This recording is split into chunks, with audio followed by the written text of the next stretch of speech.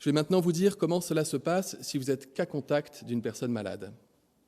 Le plus souvent, ce n'est pas vous qui appellerez, mais vous serez directement contacté par l'assurance maladie ou par quelqu'un qui travaille à l'agence régionale de santé et qui aura été informé que vous avez potentiellement été en contact avec une personne malade. Si le risque est avéré, mettons par exemple si vous avez partagé un déjeuner avec une personne malade sans respecter les règles de distanciation, vous serez invité à rester chez vous en isolement. Comme pour une personne malade, vous devrez alors éviter les contacts avec votre entourage. On vous conseillera de prendre votre température au moins 2 fois par jour. Si vous pouvez télétravailler, très bien. Par contre, si vous ne le pouvez pas, un arrêt de travail vous sera adressé.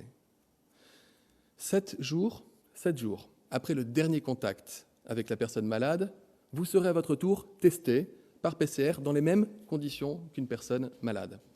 7 jours, pourquoi ? Parce que c'est le bon moment pour débusquer le virus quand on a été cas contact. Avant, ça peut être trop tôt pour tomber sur le virus. Et ce, même en l'absence de symptômes.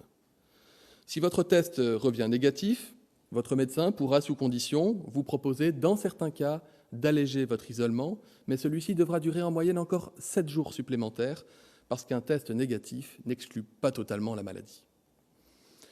Que vous soyez malade ou que vous soyez cas contact, si vous êtes en isolement, n'hésitez jamais à signaler les difficultés que vous pourriez rencontrer dans votre quotidien auprès de votre médecin ou de l'assurance maladie quand elle vous appelle.